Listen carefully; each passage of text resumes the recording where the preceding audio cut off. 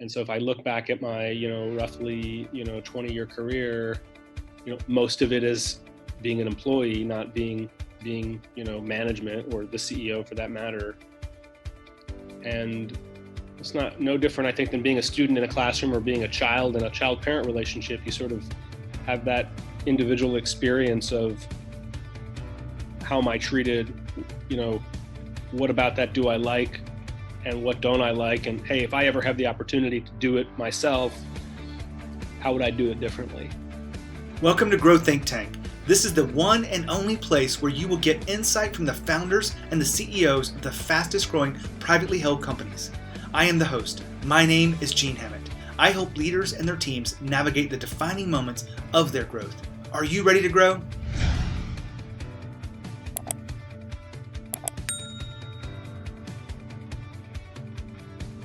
Growing a company fast takes a really intentional leader. I talk to a lot of leaders and founders about what is the core idea of growing a company fast in today's market. And this one big idea comes up over and over and over. Now, I've designed this question. I know it's a little bit hard. Maybe you've heard me talk about it before, but we're going to go deep into it today on this episode. But the big question is, as a leader, what's more important, your customers or your employees?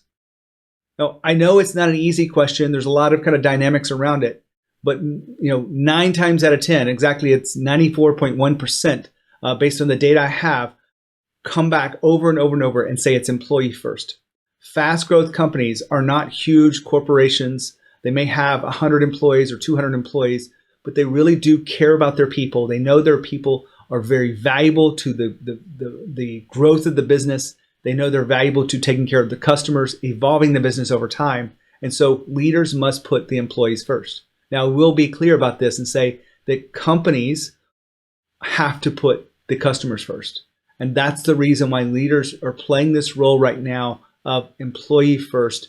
And we're going to talk about that today with Josh Leslie, CEO of Cumulus Networks. They were number 320 on the Inc. list. They grew at almost 1,500% over the last 3 years, over 25 million in revenue, 200 employees. All of that to say, when you put all this together, he really cares about the employees because this job market, he needs sharp people. He needs those people to feel valued and empowered to move forward the ideas and execute and serve the customers. He wants to make sure those employees are taken care of. So we're going to be talking about that today with Josh. Thanks for tuning in here to Grow Think Tank. Really excited about sharing this with you. And before you run, I have done so many interviews over the last few weeks. I have such an exciting time to share with you that those interviews have been organized into the 12 core principles of fast growth companies. So all you have to do to get that is go to genehammett.com/worksheet. So you can get the 12 principles, and I've been able to go in there and find which episodes will align to each individual episode. When you subscribe to Grow Think Tank, you will find exactly what you need so that you can move forward. And many of them haven't been published yet, depending on when you're hearing this, but you can tune in to the date that means the most to you. Now, here's the interview with Josh. Hi, Josh. How are you? Good. Good morning. How are you? I'm good. I'm excited to have you here at Growth Think Tank. I would love for you to kick us off by telling us about Cumulus Networks and kind of what is it so that we can understand that. Yeah, sure. Cumulus is a data center switching and routing company. We just do the software part, though. I mean, most people, not everybody knows all the, technical details of data center switches and routers, but most people have, a router in their house that they use to connect to, the internet. And, essentially switches and routers are, systems that are designed to create lots of, computers together. So in our case, we sell to large corporations that build large data centers with large racks of servers, and they need, very sophisticated networking equipment to connect everything together. And that's what we make. What's different about us is we make just the software part, and our customers, buy the hardware from, lots of other vendors. It gives them lots of choice and lots of flexibility. Well, I appreciate you giving us that context. How many employees does Cumulus have? We have about 200 people today. And I've already shared a little bit about the growth numbers. Reaching the 320 on the Inc. list had to be a big honor. A lot of people are excited about, growing their revenue, but there's always something behind that. So what were you really excited about when you hit that growth number? Yeah, I mean, we've gotten, that's an award that we are proud of. We've had other awards in the company, and I think awards are always sort of like long after the fact, recognition of things that we've already internalized, right? And what that thing is making a customer successful in a really sort of important and fundamental way. We are in a very large market, big market, lots of big competitors who've been around this market for 20, 30, 40 years. The overall market's not even growing that fast. It's growing 7-8% a year. So for us, you come in as a startup, you represent a risk for your customers. And networking, you could argue, is as risky as it comes for a customer. I mean, like when the network is down at your company or at my company, work ceases. So it's not a place where customers love to take risks.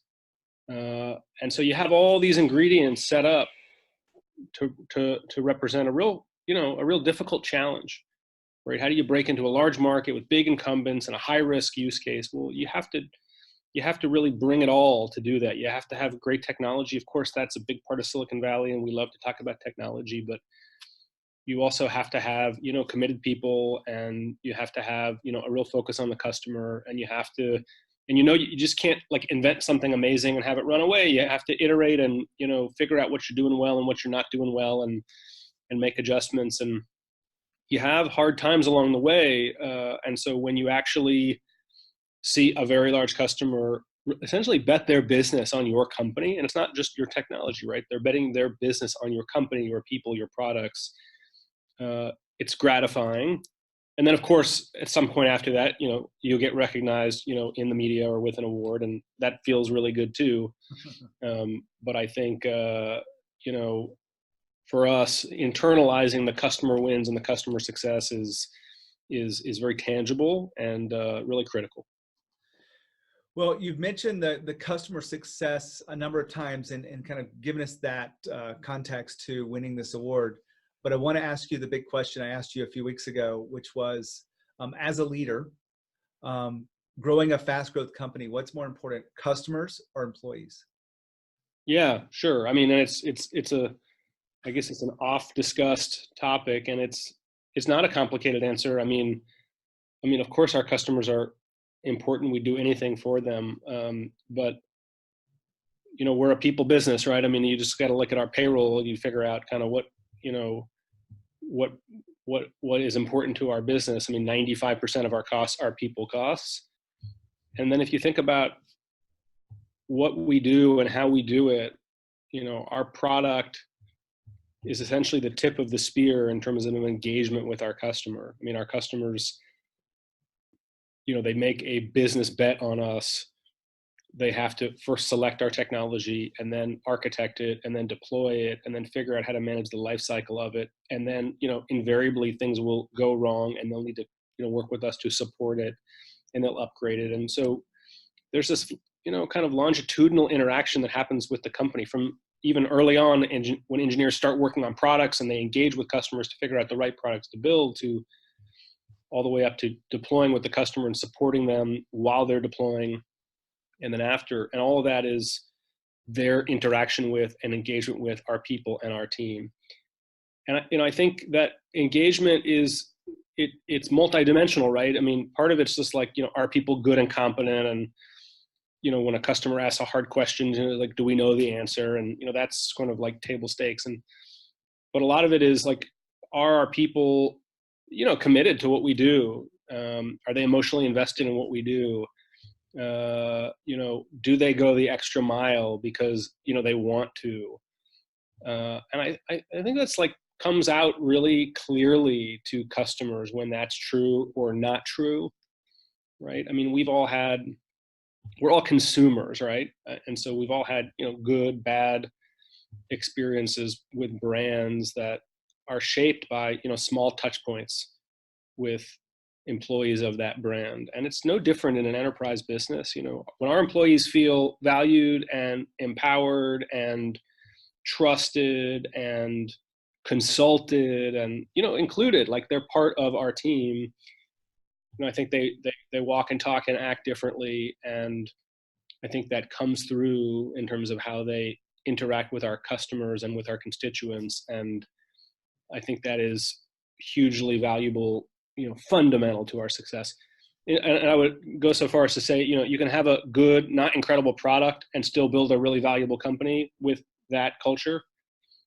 I think if you have amazing invention, amazing technology innovation, and you get the people part wrong, it's a matter of time before you squander whatever lead you had, because our markets, all these IT markets, are so brutally competitive. Like anything that you do that's sort of really cool and unique and differentiated on technology, if it's good enough, other people will show up and copy it quickly, right? So you really have to have that fundamental fabric of culture and conviction and employee engagement in the company to have a sustainable, enduring business. Now, hold on for a second. Josh just talked about 95% of his costs are people cost. Now, yours is probably not that high because you may create products or you may create something in the marketplace. But if you have a knowledge-based service, if you're creating software, if you're creating something that is sold to your customers that is more virtual versus physical, then you probably have a very high cost of people. And you want to make sure you take care of those people, because replacing them is harder than replacing someone who might be a warehouse worker or even a customer service rep. You want to make sure you're taking care of your people.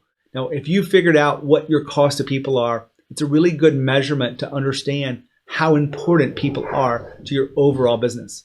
So you should go to your P&L. You should add up all of the things in there that you think relate to people and see how important they are to your business. My guess is it's higher than 50%. It may not be 95% like Josh's, but your people are very important to you. Now back to the interview. So there's a lot of stuff in there I would love to dive into deeper, but very simply, it's employee first for you. Where did you get that, or where did you kind of bring that into this organization? By being an employee, I think, right? I mean, I didn't found this company for better or worse. I worked my way up, starting as an individual contributor salesperson at my first job in technology. And so if I look back at my, roughly, 20-year career, most of it is being an employee, not being, management or the CEO for that matter.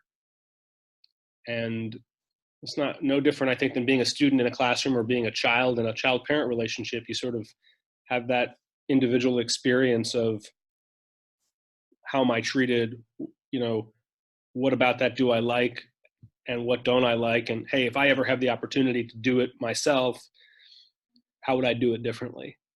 Right. And so I think I have a lifetime and certainly a career worth of that experience where, I've had,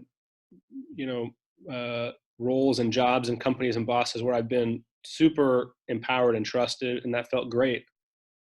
And ones where I haven't, and that didn't, right? And so for me, the roadmap of what I wanted to do or how I wanted to act as a CEO was, crystal clear. There are many things about being a CEO that were not clear at all to me, but how I wanted to treat people and what I wanted the cultural normatives to be in the company, those things were all very clear to me when I started. I want to dive into some of those pieces, but I do want to ask you this question. A lot of bigger companies, and maybe it's older leadership, would say that it's customer first. And I think a lot of that comes from the nature of business. Like, we understand we have to have money, like the extremes. Yes, we have to have customers. And then it also comes in, they're very short-term focused with quarterly numbers and things like that, which you probably have some pressure on you, but not as much as these publicly traded companies. What else adds to, that pressure of those leaders picking customer first over employee first? Yeah, it's a good question. I mean, just thinking about it kind of on the spot here, I mean, I would certainly say that the size and maturity of a business and the complexity of the products that you sell are, I would imagine, you know, pretty important part of that thought process. I mean, so I've worked at companies where we've sort of grown from very small to very large, right? And in the process of growing from very small to very large, every function in the company must evolve from being very custom and very bespoke and very high touch and very people centric to very machine like, very process oriented, very cost conscious.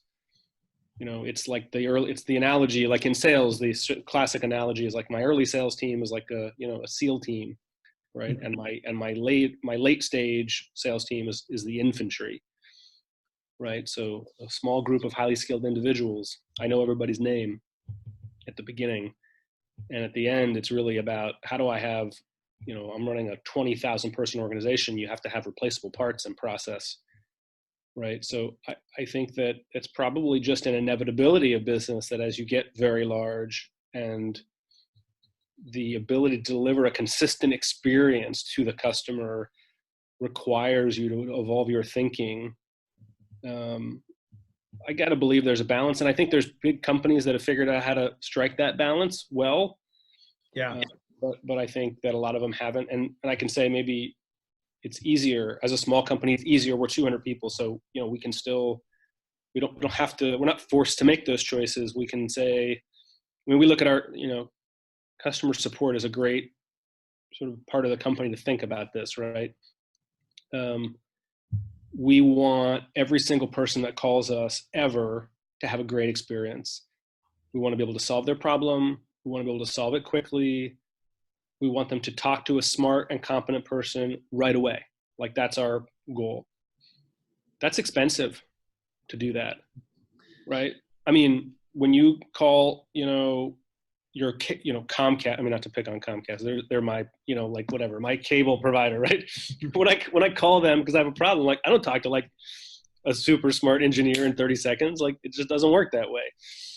And I get why that's true. But when people call us, we want them to have that experience. And that's expensive to do that. But, we're at a stage and size where we can rationalize that business expense. We can afford to do that. Like, in fact, we can't afford not to do that, in my view, as the leader. And I know that as we grow and we become bigger and more successful, our changing and our thinking in that area will necessarily shift. And it won't be a single day where all of a sudden we're like, okay, now it doesn't matter anymore. But certainly, for example, if we go public at some point or get to that scale, like the economics of how we kind of evaluate each aspect of the business will be kind of under continual pressure, and sooner or later, you have to think about those things differently. I want to go into some of the details behind creating this employee first, culture. One of the things you said was emotionally invested. I've used the word, they feel a sense of ownership. Do you feel like that's a pretty good way to capture what you're going for there? Yeah, no, absolutely. And you mentioned empowered. I'm smiling when I say that because, as a business owner myself, I want to empower my people to think for themselves and come up with ideas. What have you seen as a big benefit for empowering employees as it relates to the growth of the company? Yeah, look, I mean, I think it's not one big silver bullet. It's in lots of little things that you do every day. And I can give you a couple of examples. So the first is, for example, just access to information, right? At Cumulus, we provide, I mean, almost no restrictions on access to information in the company. So everybody can see and everybody knows everything, essentially. We have a board meeting. Immediately after that board meeting, we review that entire board deck in its entirety, including our detailed financials with the entire company, right? We have a daily report from our CRM system that provides a snapshot of all of our closed business, all of our in-process business around the world on a daily basis, and we send that report out to everybody in the company every single day, right? So I think the first ingredient in that is access to information, and not having secrets. There's I think a multitude of other small cultural decisions you make. Like we have an open floor plan. Everybody sits in essentially an equal. And there's been a lot in the press about open floor plans in the last couple of years and how they're horrible or bad or this, and they're not perfect for sure. But one thing that is valuable about them is that they remove hierarchy, or they minimize hierarchy in the company, which I think gives. And the sort of fascinating thing about a company like ours is it's, I think, unique in kind of the modern era, right? Is that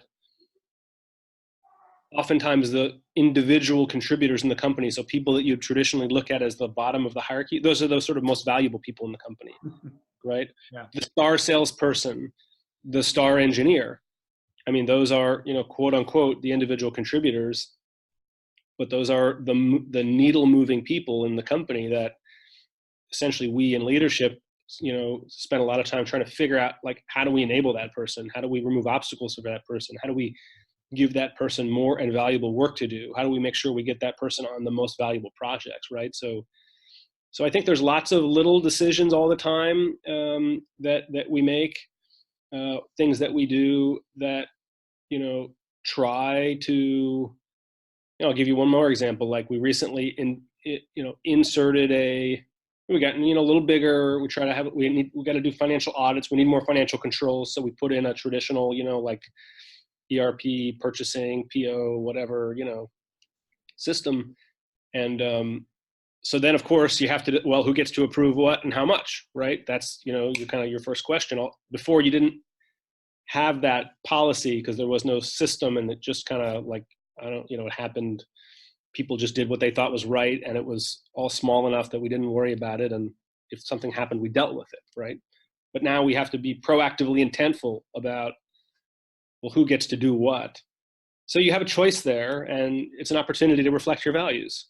And so you have, people that come from traditional bigger companies that are anchored, or, well, hey, we must have, people can only spend up to $1,000 or whatever. But when we sit down and we have that conversation, we always land on, well, let's give people as much autonomy as let's go very aggressive on approvals, because we want to signal it's an opportunity. Instead of an opportunity to create control, it's an opportunity to reinforce our values, which are, to be empowered and to have autonomy and to go make the right decision without, going through layers of bureaucracy. Now, hold on for a second. Josh just talked about access to information.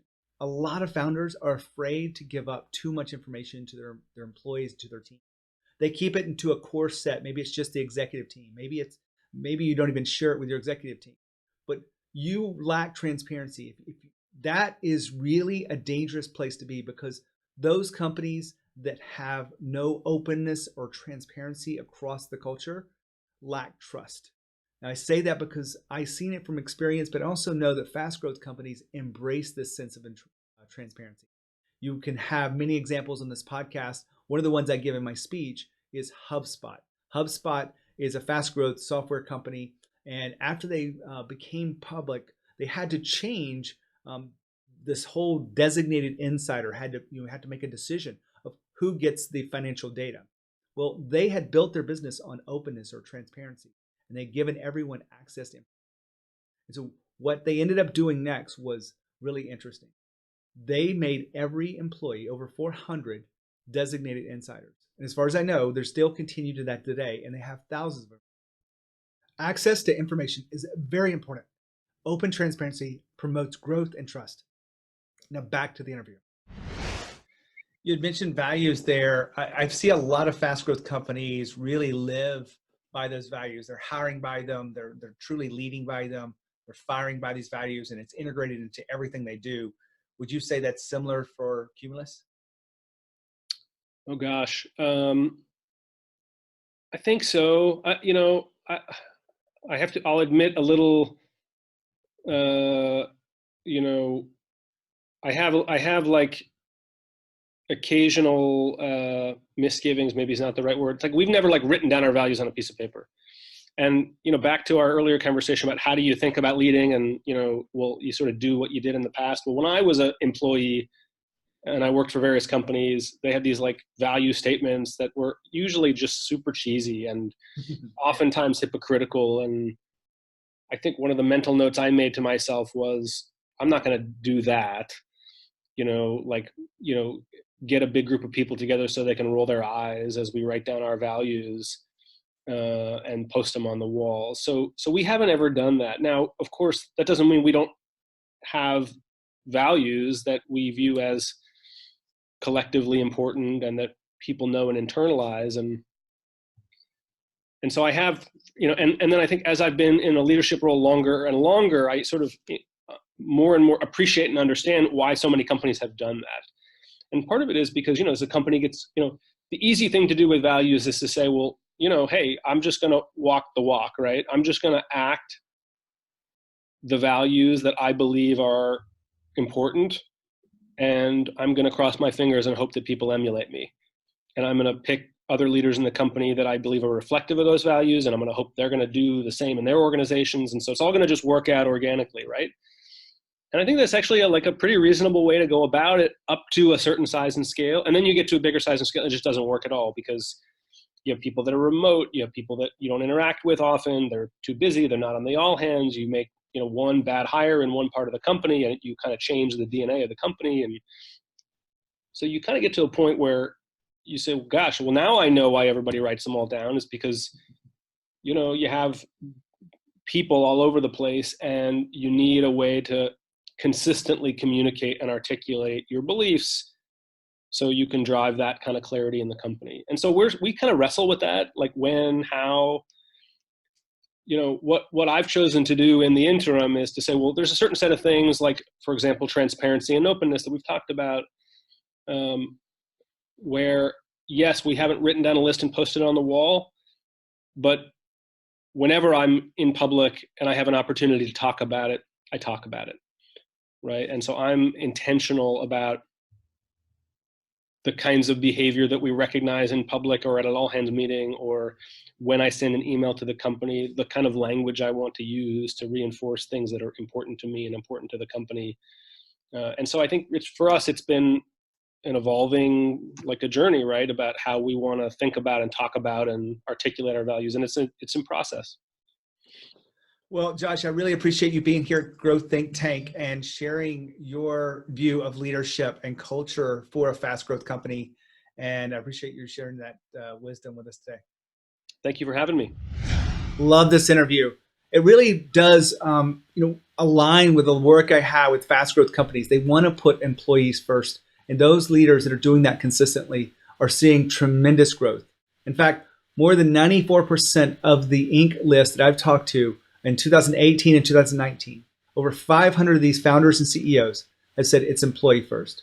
I share all this with you because I really want you to understand, what does that mean for you as a leader? Well, if you are on the fence about customer first or employee first, I really want you to rethink that now. And I want you to think about, what does it really take to create buy-in with the employees, that sense of ownership? All of these things are topics that we talk about all the time. Josh talked about a lot of the details today about being empowered and feeling trusted, and really, how do you take care of those star employees? Well, that's the core of the Growth Think Tank podcast. So hopefully you're tuning in, you're getting some value from it. If you have any questions, make sure you reach out to me, Gene at genehammett.com, where I can help you as a leader or founder decide what your next steps are. I do some acceleration calls. I look at the growth of your company. I can quickly tell you where some of the things are, or opportunities for you to grow even faster or continue your growth if you're wondering about that. So just reach out to me, Gene at genehammett.com. As always, lead with courage. We'll see you next time.